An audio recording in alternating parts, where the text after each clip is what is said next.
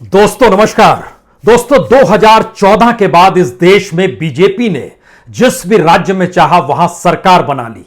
अगर चुनाव नहीं जीत पाए तो उसके बाद विधायकों को खरीद लिया और इसका नाम दिया गया ऑपरेशन लोटस। और यह सिर्फ खेल एक दो राज्य में नहीं हुआ है। अगर आप फेरिस्त देखना शुरू कीजिएगा तो आपके जहन में उत्तराखंड आएगा, आपके जहन में पुडुचेरी आएगा, आपके जहन में गोवा आएगा, आपके जहन में कर्नाटक आएगा, आपके जहन में मध्य प्रदेश आएगा। यह प्रयास महाराष्ट्र में भी किया जा रहा था, यह प्रयास राजस्थान में भी हो रहा था। तो क्या यह ऑपरेशन लोटस और विधायकों की खरीद फरोख्त इस देश के भीतर में लोकतंत्र को इतना सस्ता बना चुकी है, या फिर लोकतंत्र की खरीद फरोख्त कुछ विधायकों की खरीद के साथ हो जाती है? दरअसल अभी तक तो यही समझ में आ रहा था, लेकिन इस ऑपरेशन जासूसी ने कई परतों को खोलना शुरू कर दिया है। और इसमें पहली बार यह भी नजर आ रहा है कि दरअसल ऑपरेशन लोटस के ठीक समानांतर एक ऑपरेशन जासूसी चलती है। यह जासूसी उन लोगों को साधने को लेकर होती है जिनके जरिए सत्ता गिराई जा सकती है, या फिर जिनकी रणनीति को अगर पहले से जान लिया जाए तो सत्ता गिराने में कोई मुश्किल होती नहीं है।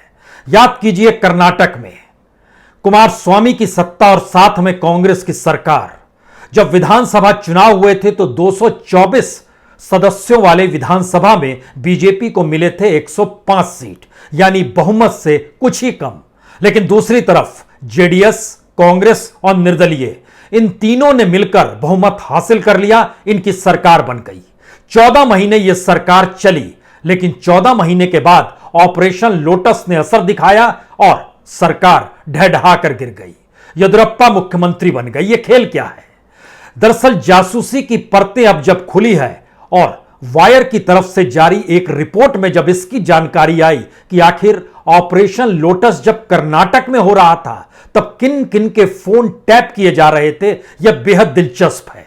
इस मामले में दिलचस्प है कि दरअसल जिनके फोन टैप किए गए वह उस राजनीतिक मुख्य गलियारे के हिस्सेदार थे जो सत्ता बनाए हुए थे और जो सत्ता को बनाए रखने के लिए अपने तरीके से जोड़तोड़ कर रहे थे। लेकिन दूसरी तरफ सत्ता गिरानी है और सत्ता के लिए जो लोग एक साथ खड़े हैं उन्हें कैसे तोड़ना है, इसके लिए क्या जासूसी हो रही थी? यह सवाल इसलिए क्योंकि जो 4-5 नाम निकल कर आए उस दौर में, उस दौर के मुख्यमंत्री एचडी कुमारस्वामी के पर्सनल सेक्रेटरी सतीश, इनका भी फोन टैप हो रहा था। यानी जो भी कुमारस्वामी कह रहे थे, और अगर उस पीरियड को याद कीजिएगा तो कुमारस्वामी अमेरिकी यात्रा पर गए हुए थे, उन्हें बीच में लौटना पड़ा। उनके सेक्रेटरी ही सारे संवाद कांग्रेस के साथ और निर्दलीय विधायकों के साथ लगातार कर रहे थे। लगातार वो सबके टच में थे, लेकिन उनका फोन टैप हो रहा था। उसके बाद जो डिप्टी सीएम है जी परमेश्वरा, उनका भी फोन टैप हो रहा था।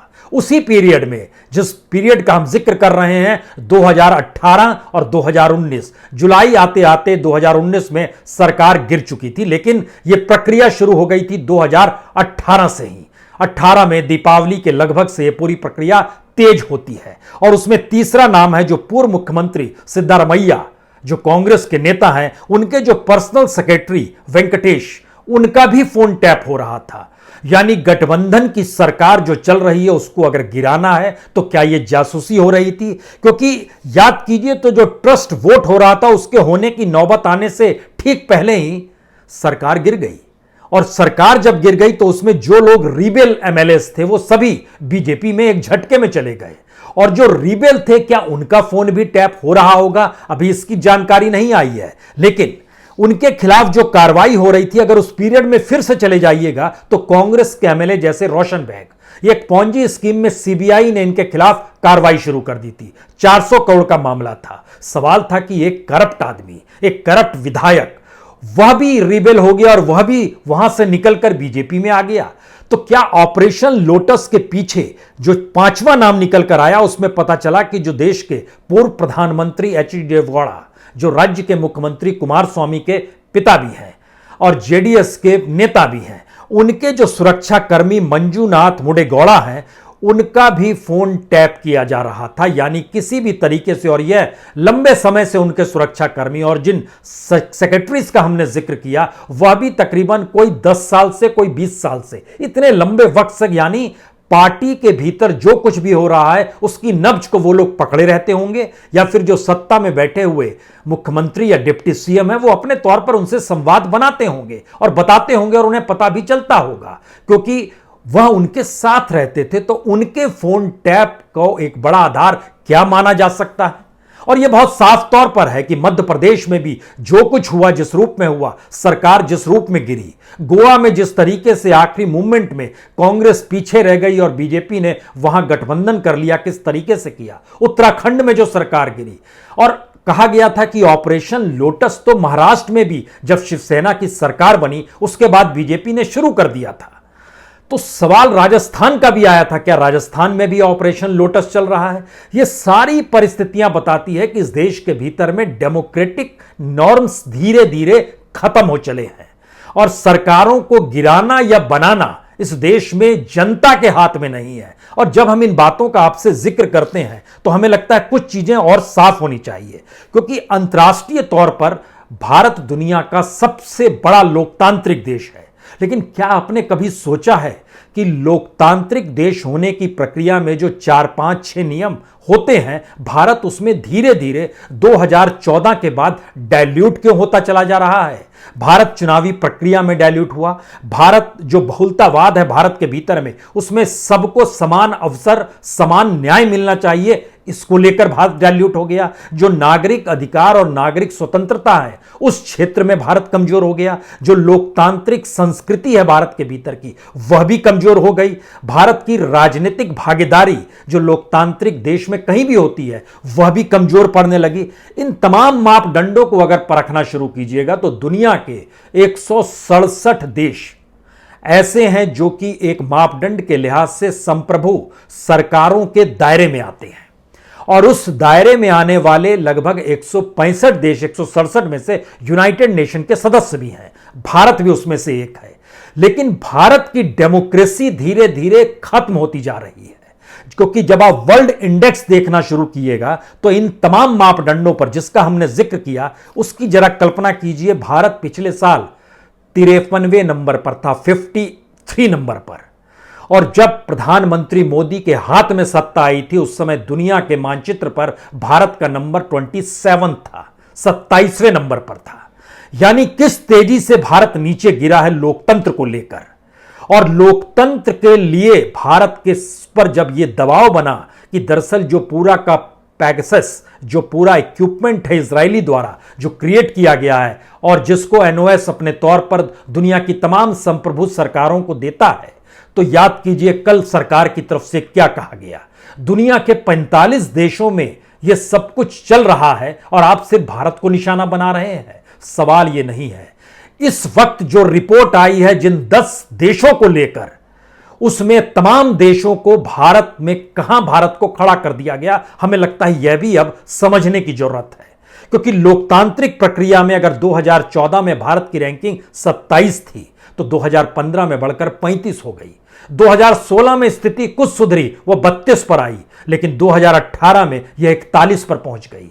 2017 में 41 पर पहुंच गई, 2018 में 44 पर पहुंच गई, 2019 में 51 पर हो गए और 2020 में 53 पर हो गए। जाहिर है इस साल की जो रिपोर्ट आएगी भारत हो सकता है 60 के नीचे चला जाए, जो परिस्थिति है और जो मापदंड बन रहे हैं। लेकिन सवाल है कि जिस जासूसी के मंत्र ने समूची दुनिया को हिला दिया है और खास तौर से भारत की रिपोर्ट इस रूप में जब सामने आ रही है, इसका महत्व इसलिए है क्योंकि जिन देशों को इसकी कैटेगरी में खड़ा किया गया है उसमें सोचिए भारत कहां पर खड़ा है। Bharat Azerbaijan, Morocco, Mexico, United Arab अमीरात, हंगरी, बहरीन, रवांडा, सऊदी अरब, कजाकिस्तान, भारत इन देशों की कैटेगरी में खड़ा है। भारत को तो तुलना करनी थी चीन के साथ, प्रतिस्पर्धा करनी थी। भारत तो अमेरिका को देख रहा था। भारत तो विकसित होने की दिशा में बढ़ना चाहता था। भारत तो 5 ट्रिलियन इकोनॉमी को संभालकर इस देश की अर्थव्यवस्था को मजबूत बनाना चाहता था। लेकिन जब यह पूरा जासूसी कांड सामने आया जिसमें इस बात का जिक्र है कि सरकार जासूसी के जरिए चल रही है, तो उसमें वो किन देशों की कतार में है। कल्पना कीजिए कि भारत आज की तारीख में डेमोक्रेटिक स्टेट के ठीक पैरेलल एक दूसरी लकीर होती है, फ्लॉयड डेमोक्रेसी, यानी त्रुटिपूर्ण डेमोक्रेसी। इसका मतलब यह होता है कि चुनाव तो निष्पक्ष और स्वतंत्र होते होंगे, लेकिन यहां पर मीडिया की स्वतंत्रता, नागरिक अधिकारों का हनन और यहां पर लोकतांत्रिक संस्कृति पर हमला हो रहा है। तो भारत फ्लॉइड डेमोक्रेसी में आता है, और जिन 10 देशों में यह सब कुछ हुआ है, जो पूरा जासूसी हुआ है, उसमें फ्लॉइड की कैटेगरी में 2 देश और आते हैं, एक हंगरी और एक मैक्सिको।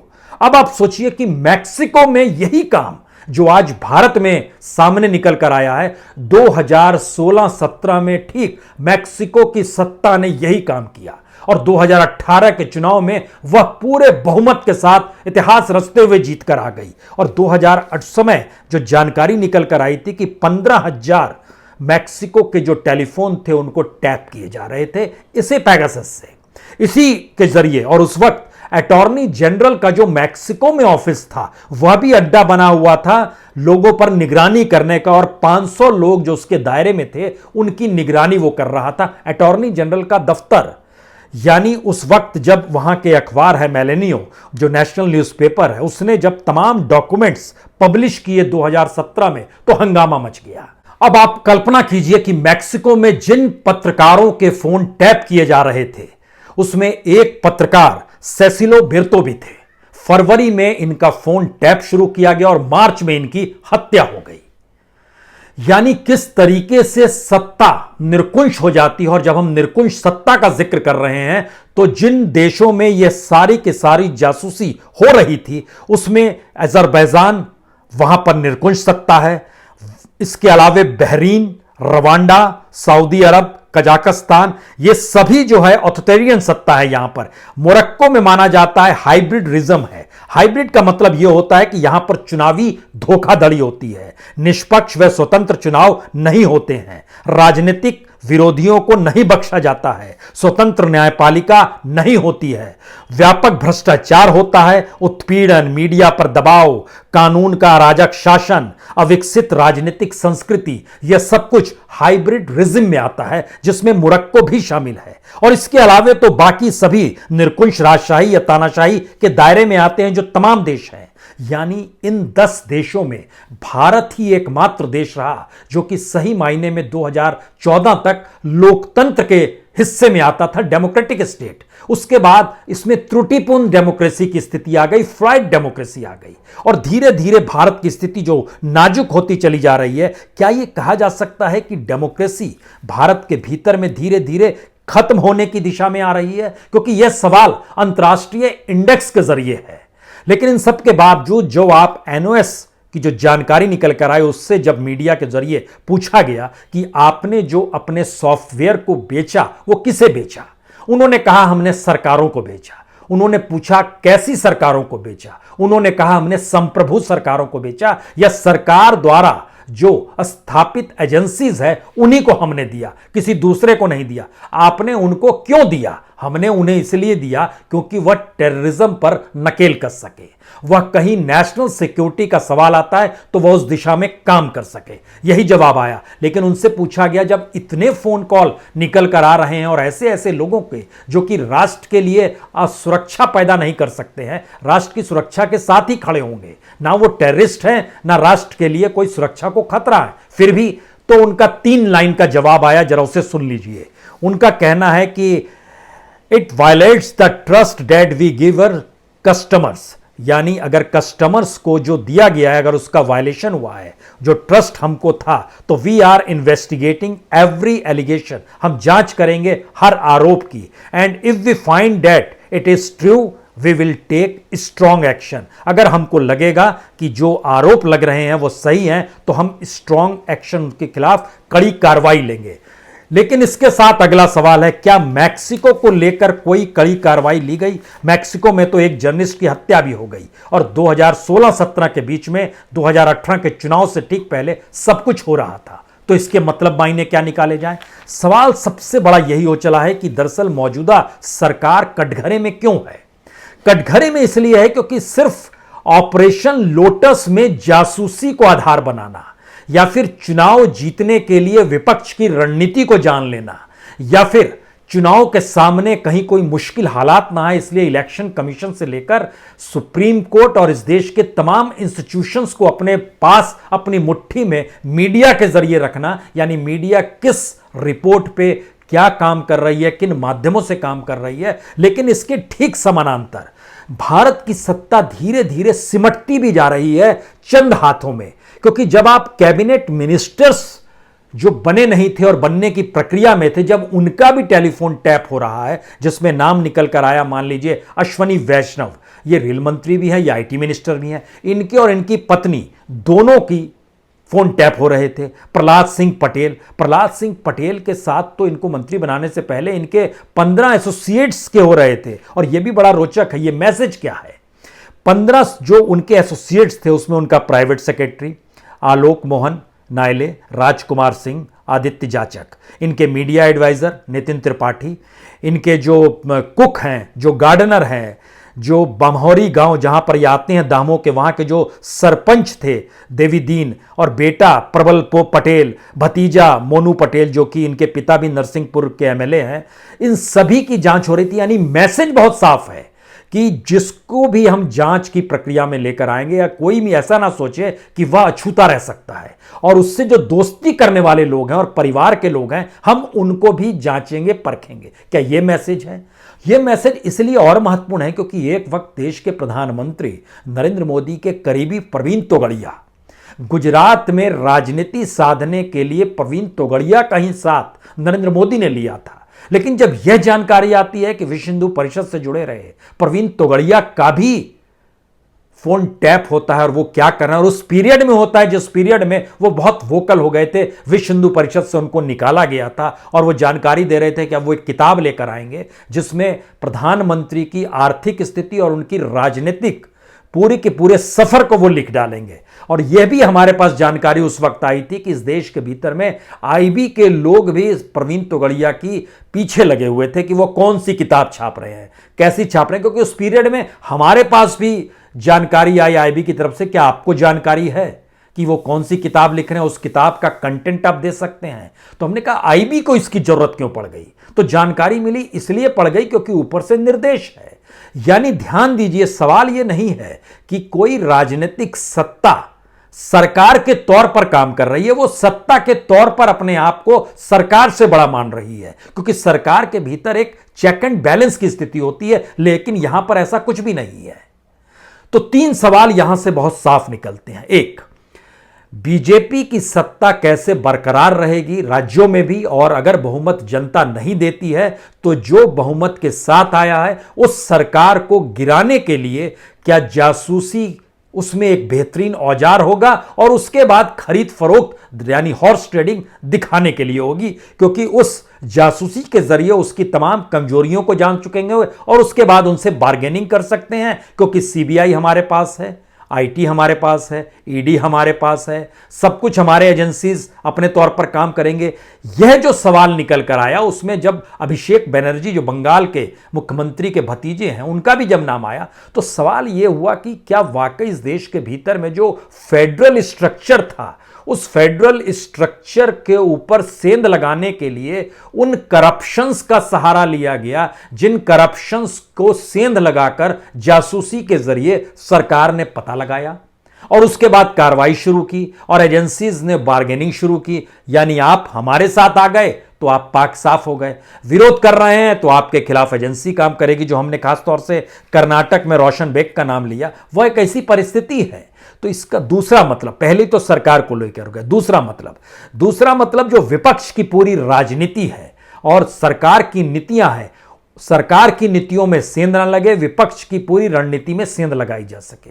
और तीसरी परिस्थिति, जब उस दायरे को हम देखना शुरू करते हैं कि किस किस के फोन किस किस रूप में टैप हो रहे थे, तो जानकारी मिलती है कि यह बीजेपी के भीतर भी, सरकार के भीतर भी और अपनी पॉलिटिकल पार्टी के इर्द गिर्द भी ताना बाना ऐसा बुना है कि उसके भीतर से कल को कोई खड़ा ना हो जाए।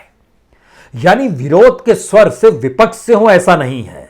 जनता से हो ऐसा भी नहीं है, मीडिया से हो ऐसा भी नहीं है, अदालत के भीतर हो ऐसा भी नहीं है। अपने ही सहयोगी साथी अगर यह सोचने लगे कि दरअसल हमारी सत्ता और हमारे चलाने का तरीका निरकुश हो चला है, तो किसी भी हालत में उस निरकुशता को या तो आप बर्दाश्त कीजिए या हमारे साथ खड़े रहिए या हम जैसे कहते हैं वैसे कीजिए, अन्यथा आपके ऊपर और आपकी सारी जानकारी हमारे पास है। और आखिरी सवाल यहीं से निकलता है, क्या इस देश के भीतर में जितने भी ब्यूरोक्रेट्स हैं, इस देश के भीतर में जितने भी पॉलिटिकल पार्टी को संभाले हुए बड़े बड़े नेता हैं, जो कल तक यानी 2014 से पहले सड़कों पर आकर विरोध करते थे, प्रदर्शन करते थे, रैलियां निकालते थे, सरकार के खिलाफ गोलबंदी करते थे, वो सारे नेता इस दौर में, और इस दौर में कम से कम जुडिशरी को भी शामिल कर लीजिए, क्या सभी की फाइल सरकार के पास है? यहां पर फिर एक सवाल है, अगर इस देश के भीतर में सभी करप्ट हैं और उन सारे करप्ट नौकरशाह और राजनेताओं की फाइल अगर सरकार के पास है, तो उसमें से कौन चू चपाड़ कर सकता है? सत्ता तो ऐसे ही निरकुश हो गई। और इस देश के भीतर में जब पॉलिटिकल सिस्टम ही हमारा करप्ट है और वह प्लेइंग फील्ड वैसे लोगों के हाथ में देता है जिनके पास खूब पैसा हो या वो क्रिमिनल हो, यानी क्रिमिनल का मतलब उन पर कोई आरोप लगे हुए हों, क्योंकि जो फेरिस्त इस देश के भीतर में है, अगर आप देखना शुरू करेंगे तो पार्लियामेंट के भीतर भी हर तीसरा सांसद दागी है और पार्लियामेंट के भीतर हर सांसद करोड़पति है। ये दोनों परिस्थितियां भारतीय समाज से बिल्कुल हटकर है, यानी इसके कोई सरोकार इस देश की बहुसंख्य जनता लगभग 80-90% जनसंख्या से तालमेल नहीं बैठाएगी। जो अपराधी भी हो और करोड़पति भी हो, यह आपको सिर्फ संसद के भीतर मिलेगा, विधानसभा के भीतर मिलेगा, पॉलिटिकल पार्टीज के नेताओं से जुड़े हुए अहम पदों को संभाले हुए नेताओं से मिलेगा, सामान्य आदमी के हक में नहीं है। और इसी के पैरेलल में जो लोग करप्ट होते चले गए, उसमें मीडिया के लोग भी होंगे, उसमें जुडिशरी के लोग भी होंगे, उसमें एग्जीक्यूटिव के लोग भी हैं, सारे लोग, यानी डेमोक्रेसी का पूरा ढांचा हमारा अगर सड़ गल चुका है, तो इसमें जासूसी इसलिए होती है जिसके जरिए हम उसकी नब्ज को दबा सकें। और यही लोकतंत्र का वो चेहरा है जो दुनिया के मानचित्र पर या वर्ल्ड इंडेक्स में भारत की डेमोक्रेसी को धीरे धीरे खत्म कर रहा है। 2014 में भारत लोकतांत्रिक देशों में 27वें पायदान पर था, आज की तारीख में भारत 55वें पायदान पर है। ये अंतर आ चुका है। बहुत बहुत शुक्रिया, बहुत बहुत शुक्रिया।